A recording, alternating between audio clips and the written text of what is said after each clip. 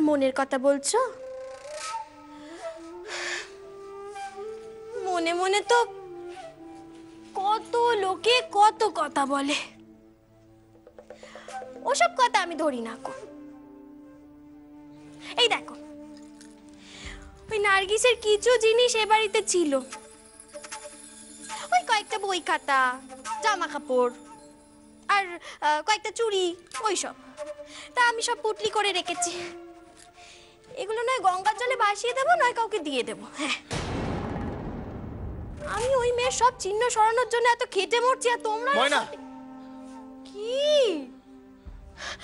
আরে বাবা, তুমিই তো বলেছো ওই নাম যেন এ বাড়িতে আর উচ্চারণ না হয়। আর এখন তুমি ময়না, ময়না দাও দাও, তুমি আমারে দাও, তুমি কোথাও ফেলতে পারবে না, দাও ময়না আমারে দাও, দাও কইতেছি। এই দেখো, দেখুন মা, দেখুন আপনার ছেলে কেমন বাচ্চাদের মতো করছে, দেখুন একবার। আরে বাবু, এর মধ্যে তো তোমার কিরণমালা নেই কো, তার ব্যবহার করা কয়েকটা জিনিসপত্র আছে শুধু। ময়না, মাইয়া যদি আইয়া তার তার জিনিসগুলো ফেরত চায় তখন কি হইব?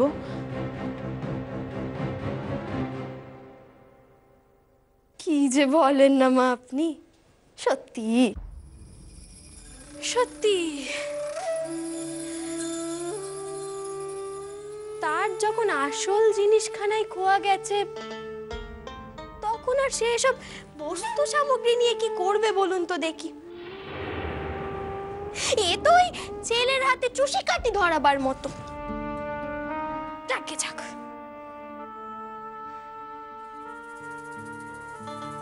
শুনুন মা, একখানা কথা আপনাদের আবার স্পষ্ট করে জানিয়ে রাখি, এই জিনিসগুলো আপনারা পাবেন না কো। আর আপনারা এই বাড়িতে ওই নাম আর কখনো উচ্চারণ করবেন না। বেকার বেকার অশান্তি ডেকে এনে কি লাভ বলুন দেখি, তাই না?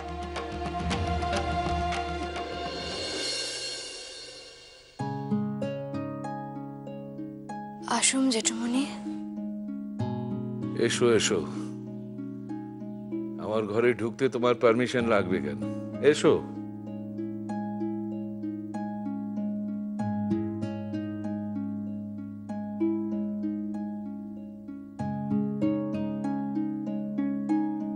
আমার মায়ের মুখটা এরকম শুকনো লাগছে কেন? কই না তো জেঠুমনি। ছেলের চোখকে তো তুমি ফাঁকি দিতে পারবে না মা। জেঠুমনি, আপনার লগে আমার একটু কথা আছে জেঠুমনি। হ্যাঁ, সে তো বুঝতেই পারছি, বল কি হলো বলো।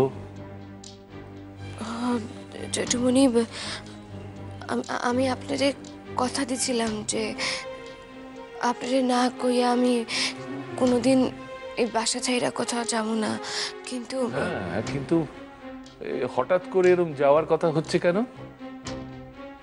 জেঠুমনি, আমারে বাধ্য হইয়া এই দুর্লভ আশ্রয়খান ছাড়তে হইব জেঠুমনি। এসব তুমি কি বলছো রঞ্জামা? এইসব কথা তো অনেকদিন আগে শেষ হয়ে গেছে, আমরা তো অনেকটা পথ এগিয়ে গেছি। না জেঠুমনি, শেষ হয় নাই। আপনি সকলের বিরুদ্ধে গিয়ে এই কাম খান করিম না জেঠুমনি। আমি সকলের বিরুদ্ধে যাচ্ছি বলে তোমার খারাপ লাগছে? না জেঠুমনি। তাহলে জেঠুমনি, আপনার এই প্রস্তাবে আমার মত নাই জেঠুমনি। আমার ছেলেকে বিয়ে করতে তোমার আপত্তি আছে? হ জেঠুমনি।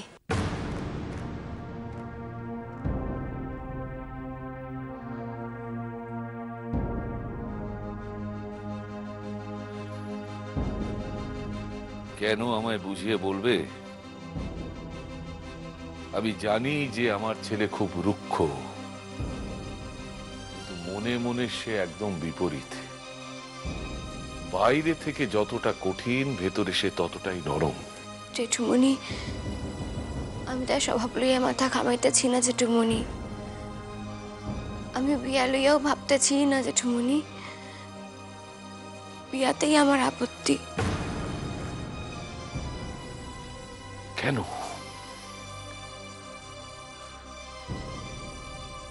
তুমি তো বুঝতে পারছো যে সম্মানজনক অবস্থায় এখানে থাকতে গেলে এটাই একমাত্র পথ। জেঠুমনি, আমি ঠিক অন্য পথের সন্ধান কইরা নিমু জেঠুমনি। আপনারা যে আমারে এই কদিন আশ্রয় দিচ্ছেন তাই মেলা।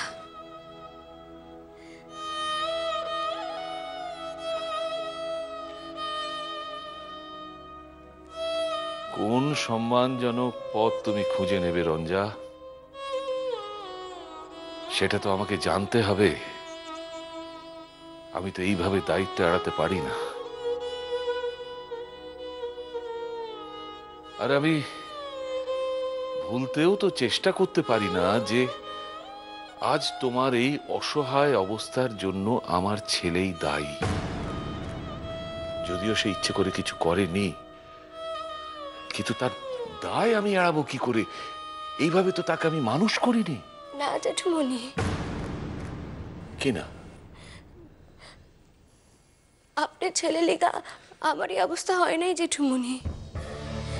আমার এই অবস্থা লিগা আপনার ছেলে কোনোভাবেই দায় না। মানে? তার মানে কি তুমি বলতে চাইছো যে অ্যাক্সিডেন্টের আগে থেকেই তোমার কিছু মনে পড়তো না? না,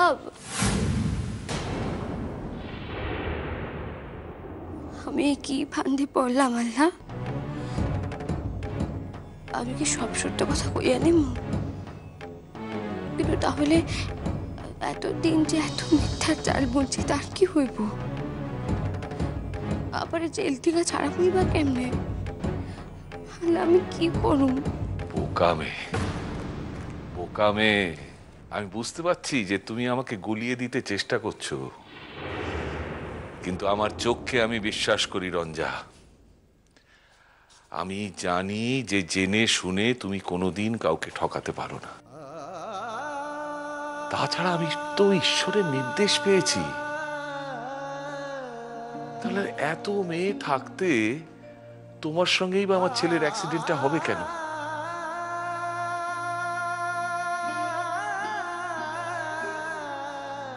আর তোমাকে দেখলে আমার মৃত মায়ের কথা মনে পড়ে। তোমাকেই আমার পুত্রবধূ করতে চাই রঞ্জা।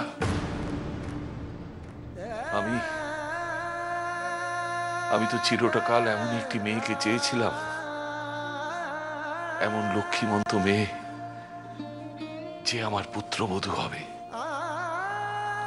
না না না, এই বুড়োটাকে তুমি দাগা দিতে পারো না। জেঠুমনি, জেঠুমনি, আমি চিরটা কাল আপনার নিকটে থাকতে চাই জেঠুমনি। বরং আমি এর আমার পরম সৌভাগ্য মনে করি।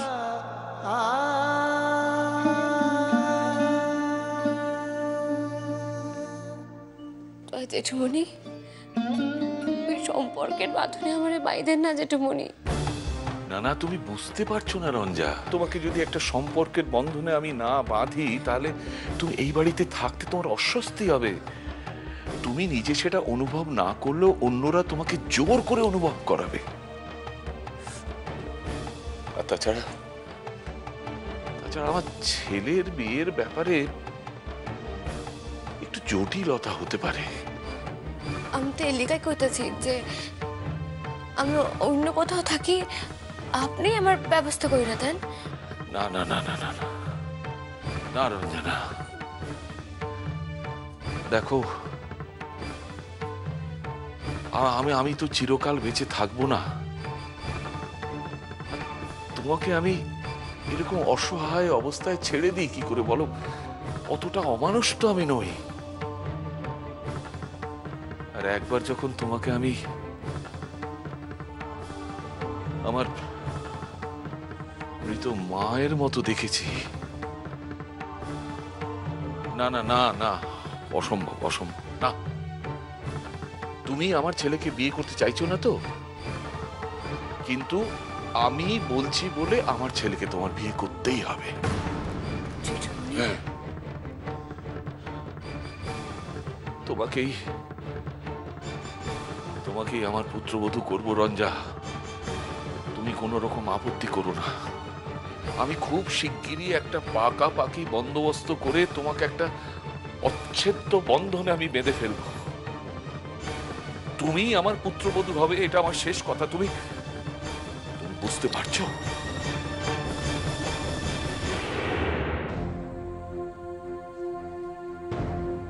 তুমি একটা সিদ্ধান্ত নিয়েছো, খুব ভালো কথা।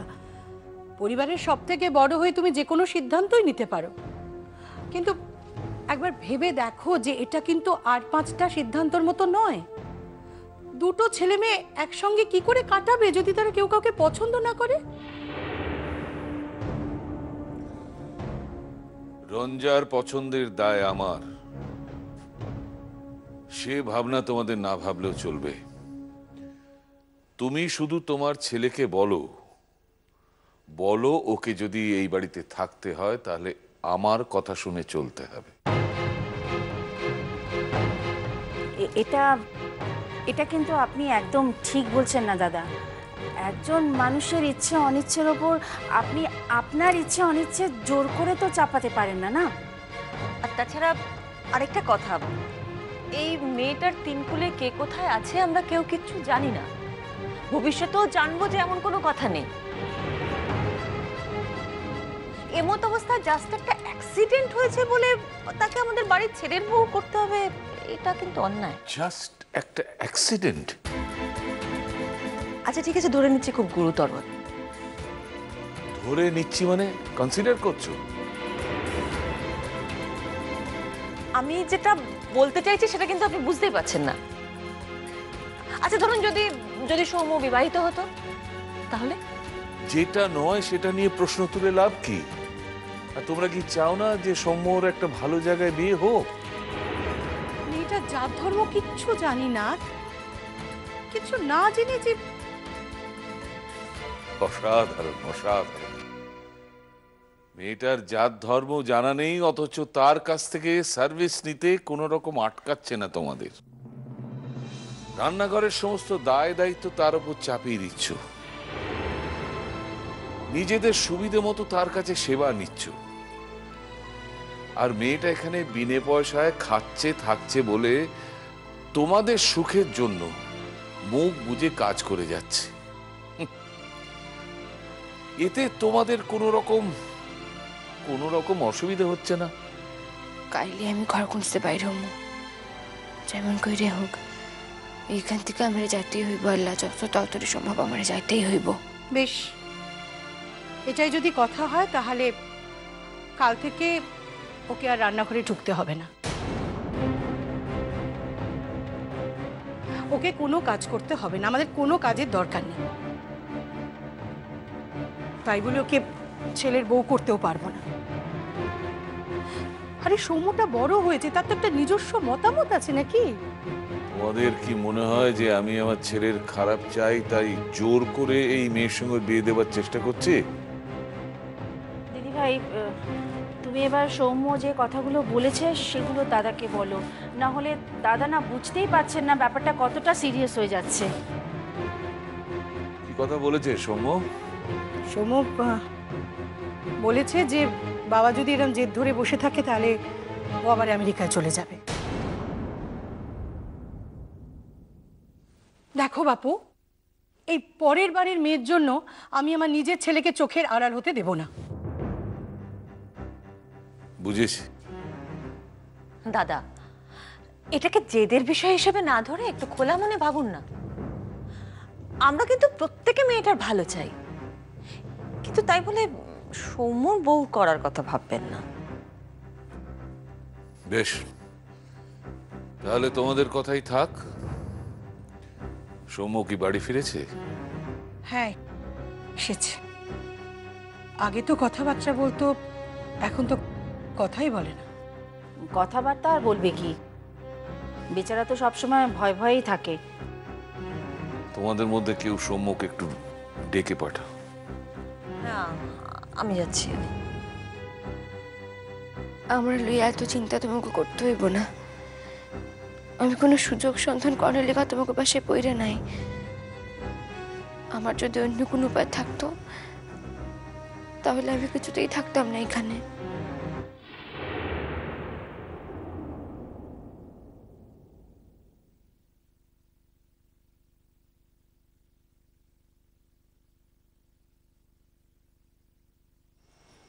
ডেকেছো? হ্যাঁ। কিন্তু ওই ব্যাপারে তো আমি কোনো কথা বলবো না। আমি তো বলেই দিয়েছি, দরকার হলে আমি সারা জীবন বিয়েই করব না। কিন্তু এমন কোনো মেয়েকে আমি বিয়ে করতে পারবো না যার অতীত সম্পর্কে আমি জানি না, আর যার ভবিষ্যৎ জানার কোনো উপায় আমার নেই। তোমার সব কথা তোমার মা কাকিমার মুখ থেকে আমার শোনা হয়ে গেছে। আমি তোমাকে তোমার কথা শুনবো বলে তো ডাকিনি, আমার কথা বলবো বলে ডেকেছি। হ্যাঁ, কিন্তু আমি তো জানি তুমি কি বলবে। ঠিকই ধরেছ, আমি সেই কথাই বলবো। আমি আমি তোমার কথা শুনতে পারবো না। যদি শুনতে হয় তাহলে আমাকে বাড়ি ছাড়তে হবে। কেন যে মানুষটা এমন ধনুক ভাঙা পণ নিয়ে বসে আছে বুঝতে পারছি না। মাঝে মাঝে মনে হয় মেয়েটা না এলেই ভালো হতো। শোনো সৌম্য, আমি তোমাকে যা বলবো সেটা তোমার ভালো লাগলেও লাগতে পারে। আগে থেকে ধরে নিচ্ছ কেন যে তোমার ভালো লাগবে না? আমাকে বলতে দাও।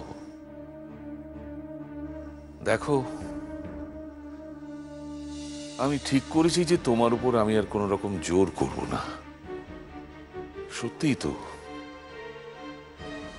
কোনো বাবার তার সন্তানের উপর জোর করা কি উচিত বা কি করা যায়?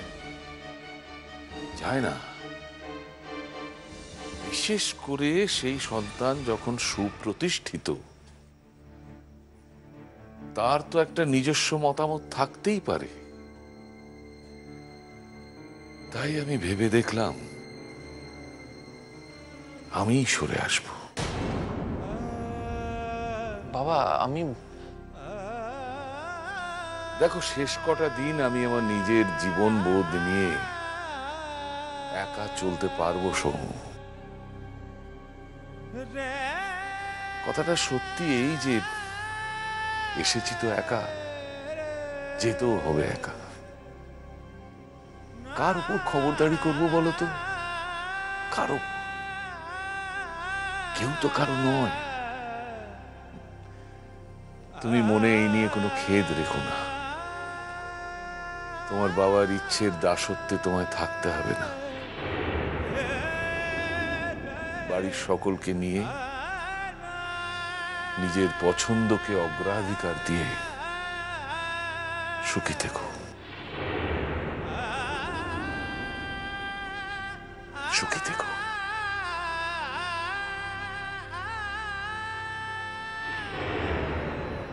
হায় ভগবান, আমার লিগে এত অশান্তি হইতাছে এদের। জেঠুমনি কেন এমন অসম্ভব একখান জেদ ধরছেন আল্লাহ?